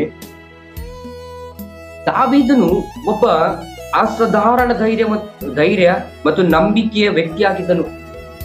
ಅಸಾಧಾರಣ ಅಂದ್ರೆ ಆತನಲ್ಲಿ ಆತ್ಮಿಕ ದೌರ್ಬಲ್ಯ ಮತ್ತು ಖಿನ್ನತೆ ಸಮಯಗಳನ್ನು ಅವನು ಅರಿತಿದ್ದನಂತೆ. ಒಂದು ಆತ್ಮಿಕ ದೌರ್ಬಲ್ಯ, ಅದೇ ರೀತಿಯಾಗಿ ಒಂದು ಖಿನ್ನತೆಯ ಸಮಯಗಳನ್ನು ಆತನು ಅರಿತಿದ್ದನಂತೆ. ನಾವು ಕೀರ್ತನೆ 6ನೇ ಅಧ್ಯಾಯ 2ನೇ ವಚನದಲ್ಲಿ ಕೂಡ ಈ ಭಾಗಗಳನ್ನು ನಾವು ನೋಡ್ಬೋದು. ಅದೇ ರೀತಿಯಾಗಿ 38ನೇ ಅಧ್ಯಾಯ 8-17 ಕೂಡ ನಾವು ನೋಡ್ಬೋದು. ಅದೇ ರೀತಿಯಾಗಿ 61ನೇ ಅಧ್ಯಾಯ 2ನೇ ವಚನದಲ್ಲಿ ಕೂಡ ನಾವು ಈ ಭಾಗಗಳನ್ನು ನಾವು ನೋಡಬಹುದು. ಎಲ್ಲಾ ವಿಷಯಗಳಲ್ಲಿ ಈತನು ಬಲ್ಲಾತನು, ಆದರೆ ದೇವರು ಅದರ ಬಗ್ಗೆ ಎಲ್ಲವನ್ನೂ ತಿಳಿದನು. ನೋಡಿ, ಅವನ ಬಗ್ಗೆ ಎಲ್ಲವನ್ನೂ ಕೂಡ ತಿಳಿದಂತೆ. ಅದೇ ರೀತಿಯಾಗಿ ಆತನನ್ನು ಕಾಳಜಿ ವಹಿಸ್ತಿದ್ದನಂತೆ ಮತ್ತು ಅವನ ಮೇಲೆ ದೇವರು ಕರುಣೆಯನ್ನು ಕೂಡ ಹೊಂದಿದನಂತೆ. ಇಂಥ ಒಂದು ಸಮಯದಲ್ಲೂ ಕೂಡ ದೇವರು ನಾವು ಆತನ ಮುಂದೆ ನಾವು ಈ ರೀತಿಯಾಗಿ ಪ್ರಾರ್ಥನೆ ಮಾಡುವಾಗ ನಮ್ಮ ಎಲ್ಲಾ ಕಷ್ಟ ಭಾರಗಳು ತೀರಿ ಹೋಗುತ್ತಂತೆ. ಅದಕ್ಕೆ ದೇವರು ಮತ್ತಾಯನ ಬರೆದ ಸುವಾರ್ತೆಯಲ್ಲಿ ಅಲ್ಲಿ 11ನೇ ಅಧ್ಯಾಯ 28ನೇ ವಚನದಲ್ಲಿ ಈ ರೀತಿಯಾಗಿ ಬರೆಯಲ್ಪಟ್ಟದೆ, ಎಲೇ ಕಷ್ಟಪಡುವವರೇ, ಹೊರೆ ಹೊತ್ತವರೇ, ನೀವೆಲ್ಲರೂ ನನ್ನ ಬಳಿಗೆ ಬಂದಿರಿ, ನಾನು ನಿಮಗೆ ವಿಶ್ರಾಂತಿಯನ್ನು ಕೊಡುತ್ತೇನೆ. ಅಂಗಿಸದೆ ವಿಶ್ರಾಂತಿಯನ್ನು ಕೊಡುತ್ತಾನೆ ದೇವರು. ನಾವು ಎಲ್ಲರೂ ಕೂಡ ಆತನ ಬಳಿಗೆ ಬರಬೇಕು. ಕಷ್ಟ ಇದೆಯೋ, ಸಂಕಷ್ಟ ಇದೆಯೋ, ನಮ್ಮ ಕಾಲುಗಳು ನಡೆದಾಡಲಿಕ್ಕೂ ಕೂಡ ಆಗುವುದಿಲ್ಲ, ಅಂತ ಸಮಯದಲ್ಲೂ ಕೂಡ ನಾವು ದೇವರಲ್ಲಿ ಹೋಗಿ ನಾವು ಬೇಡ್ಕೊಳ್ಬೇಕಂತೆ. ಇಂತಹ ಸಮಯದಲ್ಲಿ ದೇವರು ನಮ್ಮನ್ನು ಪರಾಂಬರಿಸಿ ತನ್ನ ಹತೋಟಿಯಲ್ಲಿ ಇಟ್ಟುಕೊಡ್ತಾನಂತೆ. ಆಗ ದೇವರು ನಮ್ಮೆಲ್ಲಾ ಸಮಯಗಳಲ್ಲಿ ನಮ್ಮನ್ನು ಬಿಡಿಸುವ ಆತನಾಗಿದ್ದಾನೆ. ನಾವು ಯೋಬನ ಒಂದು ಚರಿತ್ರೆಯನ್ನು ನೋಡುವಾಗಲೂ ಕೂಡ ಯೋಬನು ಕೂಡ ಈ ರೀತಿಯಾಗಿ ಕಾರ್ಯದಲ್ಲಿ ಬಿದ್ದಿರುತ್ತಾನೆ. ಅವನ ಸ್ನೇಹಿತರನ್ನು ಆತನನ್ನು ಬಿಟ್ಟಿರುತ್ತಾರೆ. ಅಂತ ಸಮಯದಲ್ಲೂ ಕೂಡ ಯೋಬನು ಕೂಡ ತಾನು ಮಾಡುವಂತ ಪ್ರಾರ್ಥನೆಯನ್ನು ಕೂಡ ಬಿಡಲಿಲ್ಲ. ಯೋಬನು ದೇವರ ಭಯಭಕ್ತಿಯಲ್ಲಿ ಬೆಳೆದನು. ಆಗ ಅವನಿಗೆ 100ರಷ್ಟು ಇನ್ನೂ ಹೆಚ್ಚಾನಷ್ಟು ದೇವರವನಿಗೆ ಸಹಾಯ ಮಾಡ್ತಾನಂತೆ. ಅಲ್ಲಿ 4ನೇ ವಚನದಲ್ಲಿ ನಾವು ನೋಡುವಾಗ, ನನ್ನ ಬಲಗಡೆ ನೋಡಿ ಪರಾಂಬರಿಸುವಲ್ಲಿ ಸಹಾಯಕರು ಯಾರು ಕೂಡ ಇಲ್ಲ, ಆಶ್ರಯವು ನಾಶವಾಯಿತು, ನನ್ನ ಪ್ರಾಣಕ್ಕೆ ಹಿತ ಚಿಂತಕರು ಒಬ್ಬರೂ ಇಲ್ಲ. ಅಲ್ಲಿ ಯೋಬನ ಗ್ರಂಥದಲ್ಲಿ ಕೂಡ ನಾವು ನೋಡಬಹುದು ಈ ವಚನಗಳನ್ನು. ಅಲ್ಲಿ ಯೋಬನಿಗೂ ಕೂಡ ಇರಲಿಲ್ಲ. ಮತ್ತು ಅದೇ ರೀತಿಯಾಗಿ ನಾವು ನೋಡುವಾಗ ಒಂದು 3 ಸ್ನೇಹಿತರ ಬಗ್ಗೆ ನಾವು ನೋಡ್ತೇವೆ. ಯೋಬನಿಗೂ ಕೂಡ ಇರಲಿಲ್ಲ, ದಾವೀದನಿಗೂ ಕೂಡ ಇರಲಿಲ್ಲ, ಯೆರೆಮೀಯನಿಗೂ ಕೂಡ ಇರಲಿಲ್ಲ. ಅಂತ ಸಮಯದಲ್ಲಿ ಅವರಿಗೆ ಯಾವ ರೀತಿಯಾಗಿ ಪ್ರಾರ್ಥನೆ ಮಾಡಿರಬಹುದು ದೇವರಲ್ಲಿ? ಪ್ರೀತಿಯುಳ್ಳವರೇ, ಅಂತ ಪ್ರಾರ್ಥನೆ ಮಾಡುವಾಗ ಎಲ್ಲಾ ಕಷ್ಟದ ಸಂಕಟದಲ್ಲಿಯೂ ಕೂಡ ದೇವರು ನಮ್ಮನ್ನು ಸಂಗಡಿದ್ದು ನಮ್ಮನ್ನು ನಡೆಸುವ ಆತನಾಗಿದ್ದಾನೆ. ಎಲ್ಲಾ ಬಲಗಳಲ್ಲಿ ನಮ್ಮ ಬಲವಾಗಿ ನಮ್ಮನ್ನು ನಡೆಸುವ ಆತನಾಗಿದ್ದಾನೆ. ಪ್ರೀತಿಯುಳ್ಳವರೇ, ಇಂಥ ಪ್ರಾರ್ಥನೆ ನಾವು ಯಾವಾಗಲೂ ಕೂಡ ದೇವರಲ್ಲಿ ಬೇಡ್ಕೊಳ್ಬೇಕಂತೆ. ಈ ಭಾಗಗಳನ್ನು ನಾವು ನೋಡುವಾಗ ದೇವರು ಖಂಡಿತವಾಗಲೂ ನಮ್ಮನ್ನು ಆಶೀರ್ವಾದ ಮಾಡ್ತಾನೆ. ಅದೇ ರೀತಿಯಾಗಿ 5ನೇ ಭಾಗವನ್ನು ನಾವು ನೋಡುವಾಗ, ದಾವೀದನ ನಂಬಿಕೆ, ಆದರೆ ದೇವರು ನನ್ನ ಸಂಗಡ ಇದ್ದಾನೆ ಎಂಬ ನಂಬಿಕೆ ಆತನಲ್ಲಿ ಇತ್ತಂತೆ. ನೋಡ್ರಿ, 5ನೇ ವಚನ ನಾನು ಓದ್ತೇನೆ. ಯೆಹೋವನೇ, ನಾನು ನಿನಗೆ, ನೀನೇ ನನ್ನ ಶರಣನು, ಜೀವಲೋಕದಲ್ಲಿ ನನ್ನ ಪಾಲು ಆಗಿದೆ ಎಂದು ಕೂಗಿ ಮೊರೆ ಇಟ್ಟಿದ್ದೇನೆ. ನೋಡ್ರಿ, ಇವತ್ತೊಂದು ವಿಷಯದಲ್ಲಿ ನಾವು ನೋಡುವಾಗ ನಾವು ಯಾವ ರೀತಿಯಾಗಿ ಪ್ರಾರ್ಥನೆ ಮಾಡ್ತೇವೆ ಅಂದ್ರೆ, ದೇವಾ ನನ್ನನ್ನು ಕರುಣಿಸು, ನನ್ನ ಪ್ರಾರ್ಥನೆಯನ್ನು ಕೇಳು, ನಾನು ಈ ರೀತಿಯಾಗಿ ಈ ಮಾರ್ಗದಲ್ಲಿ ನಾನು ಹೋಗ್ತಾ ಇದ್ದೇನೆ, ನನ್ನ ಪ್ರಾರ್ಥನೆಯನ್ನು ಕೇಳು, ನನ್ನನ್ನು ಕಾಪಾಡು. ಆದ್ರೆ ನಾವು ದೇವರ ಚಿತ್ತ ಅಲ್ಲಿ ನೋಡುವುದಿಲ್ಲ. ನಾನು ದೇವರಲ್ಲಿ ನಂಬಿಕೆ ಇಟ್ಟಿದ್ದೇನೋ ಅಂತ ನಂಬಿಕೆ ಕೂಡ ನಮ್ಮಲ್ಲಿ ಇರಲ್ಲ. ಆದ್ರೆ ನಾವು ಕೂಡ ಈ ರೀತಿಯಾಗಿ ಪ್ರಾರ್ಥನೆ ಮಾಡ್ತೇವಂತೆ. ಯಾವ ರೀತಿಯಾಗಿ ಅಂದ್ರೆ, ನಾನು ಹೋಗುವಂತ ದಾರಿಯನ್ನು ನೀನು ಸರಾಗ ಮಾಡು, ನನ್ನನ್ನು ಅಲ್ಲಿ ಹೋಗಿ ನನ್ನನ್ನು ಆಶೀರ್ವದಿಸು. ಆದ್ರೆ ಅಲ್ಲಿ ಚಿತ್ತನೆ ಇರುವುದಿಲ್ಲ, ನಂಬಿಕೆ ಕೂಡ ಇರುವುದಿಲ್ಲ. ಅಂತ ಪ್ರಾರ್ಥನೆ ನಮ್ಮಲ್ಲಿ ಇರುತ್ತೆ. ಪ್ರೀತಿಯುಳ್ಳವರೇ, ನಾವು ಯಾವ ರೀತಿಯಾಗಿ ಪ್ರಾರ್ಥನೆ ಮಾಡ್ಬೇಕಂದ್ರೆ, ಇಲ್ಲಿ 5ನೇ ವಚನದಲ್ಲಿ ಬಹಳಷ್ಟು ಆತ ನಂಬಿಕೆ ಇಟ್ಟು ಪ್ರಾರ್ಥನೆ ಮಾಡಿದ. ನಾನು ನಿನಗೆ, ನೀನೇ ನನ್ನ ಶರಣನು. ನೋಡ್ರಿ, ಈ ರೀತಿಯಾಗಿ ಪ್ರಾರ್ಥನೆ ಮಾಡ್ಬೇಕಂತ. ನಾನು ನಿನಗೆ, ನೀನೇ ನನ್ನ ಶರಣನು, ಜೀವಲೋಕದಲ್ಲಿ ನನ್ನ ಪಾಲು ಆಗಿದೆ ಎಂದು ಕೂಗಿ ಮೊರೆ ಇಟ್ಟಿದ್ದೇನೆ. ನಿನ್ನಿಂದ ಎಲ್ಲವೂ ಕೂಡ ಆಗಿದೆ ಅಂತ ಹೇಳಿ ನಾನು ನಿನಗೆ ಮೊರೆ ಇಟ್ಟಿದ್ದೇನೆ, ನನ್ನನ್ನು ನೀನು ಕಾಪಾಡು ಅಂತ ಒಂದು ನಂಬಿಕೆ ಪ್ರೀತಿಯುಳ್ಳವರೇ ನಮ್ಮಲ್ಲಿ ಇರಬೇಕಂತೆ. ಈ ಪ್ರಾರ್ಥನೆ ಬರೀ ದಾವೀದನಿಗೆ ಹೋಲಿಕೆ ಆಗುವುದಿಲ್ಲ. ಈ ಪ್ರಾರ್ಥನೆ ನಮ್ಮನ್ನು ಕೂಡ ಹೋಲಿಕೆ ಮಾಡುತ್ತೆ. ದಾವೀದನು ಅವನು ಸ್ಪಷ್ಟವಾಗಿ ಪ್ರಾರ್ಥನೆ ಮಾಡ್ತಾ ಇದ್ದಾನೆ. ಇಲ್ಲಿ ಯೋಬನು ಕೂಡ ಸ್ಪಷ್ಟವಾಗಿ ದೇವರಲ್ಲಿ ಭಯಭಕ್ತಿ ಉಳ್ಳವನಾಗಿದ್ದ. ಯೆರೆಮೀಯನು ಕೂಡ ದೇವರಲ್ಲಿ ಭಯಭಕ್ತಿ ಉಳ್ಳವನಾಗಿದ್ದ. ಆತನು ಪ್ರವಾದನೆ ಆಗಿದ್ದು ಕೂಡ. ಸೊ ಅದೇ ರೀತಿಯಾಗಿ ನಾವು ಸೇವಕರಾಗಿರಬಹುದು, ವಿಶ್ವಾಸಿಗಳಾಗಿರಬಹುದು, ದೊಡ್ಡ ದೊಡ್ಡ ಘನ ಸೇವಕರಾಗಿರಬಹುದು, ಎಲ್ಲಾ ವಿಷಯಗಳಲ್ಲಿ ನಾವು ಪಾಲ್ಗೊಳ್ಳುವಾಗ, ದೇವರ ಚಿತ್ರದ ಪ್ರಕಾರ ನಂಬಿಕೆ ಉಳ್ಳವರಾಗಿ ನಡೆಯುವಾಗ ತನ್ನಂತಾನೇ ದೇವರು ಪ್ರಾರ್ಥನೆಯನ್ನು ಕೇಳಲಿಕ್ಕೆ ಬಯಸ್ತಾನಂತೆ. ಅದೇ ರೀತಿಯಾಗಿ ದಾವೀದನ ಪ್ರಾರ್ಥನೆಯನ್ನು ಕೇಳಿದ ದೇವರು ಆ ಒಂದು ಸೌಲನಿಂದ ಆತನನ್ನು ಪಾರು ಮಾಡಿದಂತೆ. ಅಂತ ಸಮಯದಲ್ಲಿ ಸೌಲನಿಗೆ ದಾವೀದನ್ನು ಕೂಡ ಬಿಟ್ಟಿದ. ನಮ್ಮನ್ನು ಹಿಂಸಿಸುವವರನ್ನು ಕೂಡ ನಾವು ಪ್ರೀತಿಸಬೇಕಂತೆ ಈ ಭಾಗದಲ್ಲಿ ನಾವು ನೋಡ್ತೇವೆ.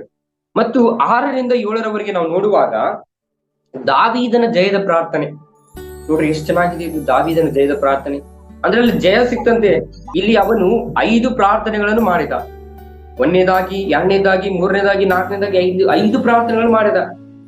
5 ಪ್ರಾರ್ಥನೆ ಮಾಡಿದ ಆದ್ಮೇಲೆ ಅವನಿಗೆ 6ನೇದಾಗಿ, 7ನೇದಾಗಿ ಏನ್ ಸಿಕ್ತಂತೆ? ದೇವರ ಒಂದು ಜಯ ಸಿಕ್ತಂತೆ. ಅದು 7ನೇ ವಾಕ್ಯದಲ್ಲಿ ನಾವು ನೋಡ್ತೇವೆ. ವಿಶೇಷವಾಗಿ ಇಲ್ಲಿ ದಾವೀದನ ಜಯದ ಪ್ರಾರ್ಥನೆ 6ನೇ ವಚನದಲ್ಲಿ ನಾವು ನೋಡುವಾಗ, ನನ್ನ ಕೂಗನ್ನು ಲಾಲಿಸು, ಬಲೂ ಕುಗ್ಗಿ ಹೋಗಿದ್ದೇನೆ, ಹಿಂಸಕರ ಕೈಯಿಂದ ನನ್ನನ್ನು ತಪ್ಪಿಸು, ಅವರು ನನಗಿಂತ ಬಲಿಷ್ಠರಾಗಿದ್ದಾರಲ್ಲ. ಈ ಒಂದು ಕಾರ್ಯಗಳನ್ನು ತಪ್ಪಿಸು ದೇವರೇ, ನಾನು ಬಹಳಷ್ಟು ಕುಗ್ಗಿ ಹೋಗಿದ್ದೇನೆ, ನಾನು ಏನ್ ಮಾಡ್ಬೇಕು? ಹೌದು ಪ್ರೀತಿಗಳವರೇ, ನಾವು ಕೂಡ ಈ ಒಂದು ದಿನಮಾನಗಳಲ್ಲಿ ಬಹಳಷ್ಟು ವಿಷಯಗಳನ್ನು ನಾವು ಕುಗ್ಗಿ ಹೋಗಿರ್ತೇವೆ. ಕಷ್ಟದಲ್ಲಾಗಲಿ, ಅನಾರೋಗ್ಯದ ಒಂದು ಕಾರ್ಯಗಳಲ್ಲಾಗಲಿ, ಅನೇಕ ಹಿಂಸಿಸುವಂತವರ ಕೈಗಳಲ್ಲಾಗಲಿ, ಅನೇಕ ಒಂದು ವಿಷಯದಲ್ಲಿ ನಾವು ಕುಗ್ಗಿ ಹೋಗಿರ್ತೇವೆ. ಅಂತ ಒಂದು ಸಮಯದಲ್ಲಿ ನಾವು ದೇವರಲ್ಲಿ ಕೂಗಿ ಪ್ರಾರ್ಥನೆ ಮಾಡೋಣ. ಆತನು ನಮ್ಮ ಪ್ರಾರ್ಥನೆಯನ್ನು ಕೇಳ್ತಾನೆ ಮತ್ತು ಹಿಂಸಕರ ಕೈಯಿಂದ ನಮ್ಮನ್ನು ತಪ್ಪಿಸ್ತಾನೆ. ಅಂತ ಒಂದು ವಿಷಯದಲ್ಲಿ ನಾವು ಪ್ರಾರ್ಥನೆ ಮಾಡುವಾಗ ನಮ್ಮನ್ನು ದೇವರು ಖಂಡಿತವಾಗ್ಲೂ ಕೂಡ ಆ ಒಂದು ವಿಷಯದಲ್ಲಿ ನಮ್ಮನ್ನು ನಡೆಸ್ತಾರಂತೆ ಪ್ರೀತಿ ಉಳ್ಳವರೇ. ಅದೇ ರೀತಿಯಾಗಿ ನಾವು ಈ ಒಂದು ಪ್ರಾರ್ಥನೆಯನ್ನು ನಾವು ಮಾಡುವಂತ ಸಮಯದಲ್ಲಿ 7ನೇ ವಚನದಲ್ಲಿ ನಾವು ನೋಡುವಾಗ ಪ್ರೀತಿ ಉಳ್ಳವರೇ, ಅಲ್ಲಿ 7ನೇ ವಚನದಲ್ಲಿ ನಾವು ನೋಡುವಾಗ, ಸೆರೆಯಿಂದ ನನ್ನನ್ನು ಬಿಡಿಸು, ನಿನ್ನ ನಾಮವನ್ನು ನಾನು ಏನ್ ಮಾಡ್ತೇನೆ, ಕೀರ್ತಿಸುವೆನು. ಹೌದು, ನಮ್ಮನ್ನು ಈ ಒಂದು ಸಮಯದಲ್ಲಿ, ಈ ಒಂದು ಗಳಿಗೆಯಲ್ಲಿ ನಾವು ಪ್ರಾರ್ಥನೆ ಮಾಡ್ತೇವೆ, ಎಲ್ಲಾ ಬಾಧೆಗಳಿಂದ ನಮ್ಮನ್ನು ಬಿಡಿಸ್ಬಿಡ್ತಾರೆ ದೇವರು. ಬಟ್ ನಾವು ದೇವರಿಗೆ ಸ್ತೋತ್ರವನ್ನು ಸಲ್ಲಿಸುವುದಿಲ್ಲ. ಏನಕ್ಕಂದ್ರೆ ನಮ್ಗೆ ಬಿಡಿಸಿರ್ತಾರೆ ದೇವರು. ಬಿಡಿಸಿಬಿಟ್ಟೆ ಬಿಡಿ, ನಾವ್ ಯಾಕೆ ಸ್ತೋತ್ರ ಸಲ್ಲಿಸ್ಬೇಕು, ಮುಗೀತು, ಈಗ ಪ್ರಾರ್ಥನೆ ಮುಗೀತು, ಈಗ ನಮ್ಮೆಲ್ಲಾ ಕಷ್ಟವೂ ಕೂಡ ತೀರಿತು, ನಾನೇನ್ ಬೇಕಾದ್ರೂ ಮಾಡ್ಬೋದು. ಈಗ ಪ್ರೀತಿ ಉಳ್ಳದ್ರೆ ಇಂಥ ವಿಷಯಗಳಲ್ಲಿ ನಾವು ಯಾವುದು ಕೂಡ ನಾವು ಭಾವಿಸಬಾರ್ದಂತೆ. ಇಲ್ಲಿ ದಾವೀದನು ಅವನಿಗೆ ಜಯ ಸಿಕ್ತು, ದೇವರನ್ನು ಕೂಡ ಆತನು ಸ್ತೋತ್ರ ಸಲ್ಲಿಸಿದ. ಸ್ತೋತ್ರದ ಪ್ರಕಾರ ಅವನಿಗೆ ಅನೇಕ ಜಯಗಳು ಆದವು, ಅನೇಕ ಯುದ್ಧಗಳಲ್ಲಿ ಅವನು ಜಯವನ್ನು ಕಂಡಿದನು. ಅಂತ ವಿಷಯದಲ್ಲಿ ಕೂಡ ಆ ಮಗನನ್ನು ದೇವರು ಒಂದು ನಂಬಿಕೆ ಉಳ್ಳ ಪುರುಷನಾಗಿ ಆತನು ಮಾರ್ಪಟ್ಟನು. ಆತನು ಅನೇಕ ಕೆಲಸ ಕಾರ್ಯಗಳಲ್ಲಿ ಅನೇಕ ಕೆಟ್ಟ ಕೆಟ್ಟ ಕಾರ್ಯಗಳನ್ನು ಮಾಡಿದ. ಅವನು ಉಜ್ಜಿಯನ ಹೆಂಡತಿಯನ್ನು ಕೂಡ ಈ ರೀತಿಯಾಗಿ ಮಾಡಿದ. ಅಂದ್ರೆ ಈ ಒಂದು ಕಾರ್ಯದಲ್ಲಿ ಆ ವ್ಯಕ್ತಿ ಯಾವ ರೀತಿಯಾಗಿ ಇದ್ದಂದ್ರೆ ವ್ಯಭಿಚಾರ ಮಾಡುವುದರಲ್ಲಿ ಕೂಡ ಆತನು ಇದನಾಗಿದ್ದ. ಬಟ್ ಆತನ ಪ್ರಾರ್ಥನೆಯನ್ನು ವ್ಯಭಿಚಾರಸ್ಥನು ಮತ್ತು ಇವನು ಅನೇಕ ಪಾಪಗಳನ್ನು ಮಾಡಿದ ವ್ಯಕ್ತಿ. ಅಂತ ಒಂದು ಸಮಯದಲ್ಲಿ 51ನೇ ಕೀರ್ತನೆಯಲ್ಲೂ ಕೂಡ ಈ ವ್ಯಕ್ತಿ ಪಾಪದ ಅರಿಕೆಯನ್ನು ಪ್ರಾರ್ಥನೆಯನ್ನು ಕೂಡ ಮಾಡ್ತಾನೆ. ಈ ರೀತಿಯಾಗಿ ನಾವು ಪ್ರಾರ್ಥನೆ ಮಾಡಬೇಕು. ಕರ್ತನಲ್ಲಿ ನಾವು ಐಕ್ಯ ಉಳ್ಳವರಾಗಿ ನಡೆಯಬೇಕು. ಕರ್ತನಲ್ಲಿ ನಾವು ಸ್ಪಷ್ಟವಾಗಿ ನಾವು ಪ್ರಾರ್ಥನೆ ಮಾಡುವಂತರಾಗಿರಬೇಕು. ಈ ಭಾಗಗಳಲ್ಲಿ ನಾವು ಏನು ಕಲಿತುಕೊಳ್ಳಬಹುದಂದ್ರೆ, ದಾವೀದನು ಪ್ರಾರ್ಥನೆ ಮಾಡಿದ, ಪ್ರಾರ್ಥನೆಯಲ್ಲಿ ಜಯ ಕಂಡ, ಪ್ರಾರ್ಥನೆಯಲ್ಲಿ ಜಯ ಕಂಡು ದೇವರನ್ನು ಸ್ತುತಿ ಮಾಡಿದ. ಆದ್ರೆ ನಾವ್ ಏನ್ ಮಾಡ್ತೇವೆ, ಪ್ರಾರ್ಥನೆಯಲ್ಲಿ ಜಯ ಕಂಡು ದೇವರನ್ನು ಸ್ತುತಿ ಮಾಡಲ್ಲ. ನಮ್ಗೆ ಜಯ ಸಿಕ್ಬಿಟ್ಟಿದೆ ಅಂತ ಹೇಳಿ ನಾವು ದೇವರನ್ನು ದೂರ ತಳ್ತೇವಂತೆ. ಪ್ರೀತಿ ಉಳ್ಳವರೇ, ನಾವು ದೇವರನ್ನು ದೂರ ತಳ್ಳಬಾರದು. ನಾವು ದೇವರೊಟ್ಟಿಗೆ ನಾವು ನಡೆಯಬೇಕು. ಈ ಒಂದು ಭಾಗದಲ್ಲಿ ನಾವು ಕೊನೆಯ ಭಾಗದಲ್ಲಿ ನೋಡುವಾಗ ಒಂದು 4 ಭಾಗಗಳನ್ನು ನಾನು ಬರೆದಿದ್ದೇನೆ. ಈ ಭಾಗಗಳನ್ನು ನೀವು ಮನೆಯಲ್ಲಿ ಓದ್ಕೊಂಡಿರ್ಬೇಕಾದ್ರೆ, ವಿಶೇಷವಾಗಿ ನಾವು ದಿನನಿತ್ಯ ನಾವು ಪ್ರಾರ್ಥನೆಯಲ್ಲಿ ಸಮಯವನ್ನು ಕಳೆಯಬೇಕು. ದಿನನಿತ್ಯ ನಮ್ಮ ಪ್ರಾರ್ಥನೆಯಲ್ಲಿ ನಾವು ಸಮಯವನ್ನು ಕಳೆಯಬೇಕಂತೆ. ಅದೇ ರೀತಿಯಾಗಿ ನಮ್ಮ ಕಷ್ಟದ ಸಮಯದಲ್ಲಿ ಮಾತ್ರವಲ್ಲದೆ ನಮ್ಮ ಎಲ್ಲಾ ಸಮಯದಲ್ಲಿ ಆತನಲ್ಲಿ ಪ್ರಾರ್ಥನೆ ಮಾಡಬೇಕಂತೆ. ನಮ್ಮ ಕಷ್ಟದ ಸಮಯದಲ್ಲಿ ಮಾತ್ರವಲ್ಲದೆ ನಾವು ಎಲ್ಲಾ ಸಮಯದಲ್ಲೂ ಕೂಡ ನಾವು ದೇವರಲ್ಲಿ ಪ್ರಾರ್ಥನೆ ಮಾಡಬೇಕು. ಅದೇ ರೀತಿಯಾಗಿ ನಾವು ದೇವರ ವಿಷಯದಲ್ಲಿ ನಂಬಿಕೆಯುಳ್ಳವರಾಗಿ ನಡೆಯಬೇಕಂತೆ, ದಾವೀದನ ಹಾಗೆ. ಮತ್ತು ನಮಗೆ ಸುಖ ಬರುವಂತ ಸಮಯದಲ್ಲಿ ನಾವು ನಮ್ಮಿಂದ ನಿತ್ಯ ಜೀವ ಕೊಡುವ ದೇವರನ್ನು ನಾವು ದೂರ ತಳ್ಳಬಾರದು. ವಿಷಯದಲ್ಲಿ ನಾವು ದೇವರನ್ನು ದೂರ ಇಟ್ಟಬಾರದು. ಎಲ್ಲಾ ವಿಷಯಗಳಲ್ಲಿ ನಾವು ದೂರ ಇಟ್ಟರೆ ದೇವರು ನಮ್ಮನ್ನು ಕಾಪಾಡುವುದಿಲ್ಲ. ನಾವು ಈ ರೀತಿಯಾಗಿ ನಡೆಯಬಾರದು. ದೇವರಲ್ಲೇ ನಾವು ಕುಗ್ಗಿ ಉಳ್ಳವರಾಗಿ, ದೇವರಲ್ಲೇ ನಾವು ಪ್ರಾರ್ಥನೆ ಮಾಡುವವರಾಗಿ ನಾವು ನಡೆಯಬೇಕಂತೆ. ಎಲ್ಲಾ ಭಾಗದಲ್ಲಿ ನಾವು ಪ್ರಾರ್ಥನೆ ಮಾಡಬೇಕು. ನೋಡ್ರಿ, ಈ ರೀತಿಯಾಗಿ ನಾವು ಪ್ರಾರ್ಥನೆ ಮಾಡುವಾಗ ದೇವರು ನಮ್ಮ ಖಂಡಿತವಾಗಲೂ ಕೂಡ ಪ್ರಾರ್ಥನೆಯನ್ನು ಕೇಳುವಾತನು, ಅನುಗ್ರಹಿಸುವಾತನು ದೇವರಾಗಿದ್ದಾನೆ. ನಾವು ಈ ರೀತಿಯಾಗಿ ಪ್ರಾರ್ಥನೆ ಮಾಡುವುದು. ದಾವೀದನು ಸ್ಪಷ್ಟವಾಗಿ ಕೀರ್ತನೆ ಭಾಗಗಳನ್ನು ಬರೆಯುತ್ತಿದ್ದಾನೆ. ಈ ಒಂದು ಕೀರ್ತನೆ ಭಾಗವನ್ನು ನಾವು ಕಲಿತುಕೊಳ್ಳೋಣ. ಈ ಕೀರ್ತನೆ ಭಾಗದಲ್ಲಿ ಬರುವಂತ ಎಲ್ಲಾ ಕಾರ್ಯಗಳನ್ನು ನಮ್ಮ ಹತೋಟಿಯಲ್ಲಿ, ಅಂದ್ರೆ ನಮ್ಮ ಹೃದಯದಲ್ಲಿ ಇಟ್ಟುಕೊಳ್ಳೋಣ. ಆ ಹೃದಯದಲ್ಲಿ ಇಟ್ಟುಕೊಂಡು ನಾವು ಪ್ರಾರ್ಥನೆ ಉಳ್ಳವರಾಗಿ, ಜಯಶಾಲಿಗಳಾಗಿ, ಯೆರೆಮೀಯನ ಹಾಗೆ, ಯೋಬನ ಹಾಗೆ, ದಾವೀದನ ಹಾಗೆ ನಾವು ನಡೆಯಬೇಕು. ಇಂಥ ಒಂದು ವಿಷಯದಲ್ಲಿ ನಾವು ನಡೆಯುವಾಗ ದೇವರು ಖಂಡಿತವಾಗಲೂ ಕೂಡ ಎಲ್ಲಾ ಕಾರ್ಯಗಳಿಂದ ನಮ್ಮನ್ನು ಬಿಡಿಸಿ ನಮ್ಮನ್ನು ಜಯವನ್ನು ಅನುಗ್ರಹಿಸಿಕೊಡ್ತಾನಂತೆ. ಇಕ್ಕಟ್ಟಿನಲ್ಲಿ ಇವರು ಕೂಡ ನಾವು ಪ್ರಾರ್ಥನೆ ಮಾಡಬೇಕು. ಪ್ರಾರ್ಥನೆ ಮಾಡಬೇಕಾಗಿ ದೇವರು ನಮಗೆ ಕಲಿಸಿಕೊಡ್ತಾನೆ. ಪ್ರೀತಿಗಳೇ, ನಾವು ಈ ರೀತಿಯಾಗಿ ಪ್ರಾರ್ಥನೆ ಮಾಡಿ ದೇವರಲ್ಲಿ ನಾವು ಜಯವನ್ನು ಕಾಣೋಣ. ನಾವು ಕೂಡ ಜಯವನ್ನು ಕಾಣೋಣ ಅಂತ ಹೇಳಿ ಈ ಕೀರ್ತನೆ ಭಾಗವನ್ನು ನಾನು ಮುಗಿಸ್ತೇನೆ. ಈ ಸಮಯದಲ್ಲಿ ನಾವು ಪ್ರಾರ್ಥನೆ ಮಾಡಿ ಭಾಗಗಳನ್ನು ನಾವು ಮುಗಿಸಿಕೊಳ್ಳೋಣ. ಸರ್ವಶಕ್ತನು ಕೃಪಾಭರಿತನಾದ ನನ್ನ ದೇವರೇ, ವಿಶೇಷವಾಗಿ ನಾವು ಇಕ್ಕಟ್ಟಿನಲ್ಲಿರುವ ಒಂದು ಸಮಯದಲ್ಲಿ ನಾವು ಯಾವ ರೀತಿಯಾಗಿ ಪ್ರಾರ್ಥನೆ ಮಾಡಬೇಕು, ದಾವೀದನು ಯಾವ ರೀತಿಯಾಗಿ ಅಲ್ಲಿ ಪ್ರಾರ್ಥನೆ ಮಾಡಿದನೋ ಅಂತ ಒಂದು ಸಮಯದಲ್ಲಿ ನಾವು ಕೂಡ ದಾವೀದನು, ಯೆರೆಮೀಯನು ಮತ್ತು ಯೋಬನು ನಡೆದ ಪ್ರಕಾರ ನಾವು ಕೂಡ ನಡೆಯಲಿಕ್ಕಾಗುವಂತೆ ಸಹಾಯ ಮಾಡು. ನಮ್ಮ ಪಾಪದ ಅರಿಕೆಯನ್ನು ನಾವು ಒಪ್ಪಿಕೊಳ್ಳಬೇಕು. ನಿಮ್ಮಲ್ಲಿ ನಮ್ಗೆ ಜಯ ಸಿಕ್ಕಿದೆಯೋ, ಆ ಜಯ ಸಿಕ್ಕಿರುವಂತ ಸಮಯದಲ್ಲೂ ಕೂಡ ನಾವು ಆ ಜಯ ಸಿಕ್ಕಿತ್ತಂತ ಹೇಳಿ ನಾವು ನಿಮ್ಮನ್ನು ಬಿಡದೆ ನಿತ್ಯ ಜೀವ ಕೊಡುವ ದೇವರನ್ನು ನಾವು ಸ್ತುತಿಸಬೇಕು. ನಾವು ಆರಾಧನೆ ಮಾಡಬೇಕು, ನಿನ್ನನ್ನು ಸ್ತೋತ್ರ ಸಲ್ಲಿಸಬೇಕು. ಎಲ್ಲಾ ವಿಷಯದಲ್ಲಿ ಕೂಡ ನಿನ್ನ ನಾಮವನ್ನು ನಾವು ಮಹಿಮೆ ಸಲ್ಲಿಸಲಿಕ್ಕಾಗುವಂತೆ ಸಹಾಯ ಮಾಡು ದೇವಾ. ಇಲ್ಲಿ ಕುಳಿತುಕೊಂಡಿರುವಂತ ಎಲ್ಲಾ ನಿನ್ನ ಘನ ಸೇವಕರನ್ನು, ಅದೇ ರೀತಿಯಾಗಿ ಎಲ್ಲಾ ವಿಶ್ವಾಸಿಗಳನ್ನು ಮತ್ತು ಎಲ್ಲರನ್ನೂ ಕೂಡ ನಿನ್ನ ಪಾದದಲ್ಲಿ ನಾನು ಅರ್ಪಿಸಿಕೊಡುತ್ತೇನೆ ರಾಜ. ಎಲ್ಲರೂ ಕೂಡ ನಿನ್ನ ಪಾದದಲ್ಲಿ ಬಂದು ಕರ್ತನೇ ಯೇಸಪ್ಪ, ನಿನ್ನ ವಾಕ್ಯಗಳನ್ನು ಕೇಳಿದ್ದಾರೆ, ಈ ವಾಕ್ಯದ ಪ್ರಕಾರ ಅವರು ನಡೆದುಕೊಳ್ಳಲಿಕ್ಕಾಗುವಂತೆಯೇ ಸಹಾಯ ಮಾಡು. ಈ ವಾಕ್ಯವು ಅವರ ತಲೆಯಲ್ಲಿ ಹಾಕಿಕೊಂಡು ನಡೆದುಕೊಳ್ಳಲಿಕ್ಕೆ ಆಗುವಂತೆ ಸಹಾಯ ಮಾಡು. ಎಲ್ಲರನ್ನು ಕೂಡ ನೀನು ಆಶೀರ್ವದಿಸು.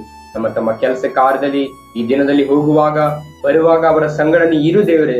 ಅವರ ಕೆಲಸ ಕಾರ್ಯದಲ್ಲಿ ನೀನು ಇದ್ದು ನೀನು ನಡೆಸು. ದಾವೀದನ ಹಾಗೆ ನೀನಿದ್ದು ನಡೆಸುವ ಆತ ದೇವರು ನೀನಾಗಿದ್ದೀರ. ಎಲ್ಲಾ ಕೇಡು ಗಂಡಾಂತರಗಳನ್ನು ತಪ್ಪಿಸುವ ಆತನು ಕೂಡ ದೇವರು ನೀನಾಗಿದ್ದೀರ. ಅದಕ್ಕಾಗಿ ನಿಮಗೆ ಸ್ತೋತ್ರ ದೇವ. ನಮ್ಮ ಕೆಲಸ ಕಾರ್ಯಗಳಲ್ಲಿ ನಮ್ಮ ಸಂಗಡ ಇದ್ದು ನಮ್ಮನ್ನು ನಡೆಸು. ನಿನ್ನ ಕೃಪಾ ಹಸ್ತದಿಂದ ನಮ್ಮನ್ನು ತುಂಬಿಸು.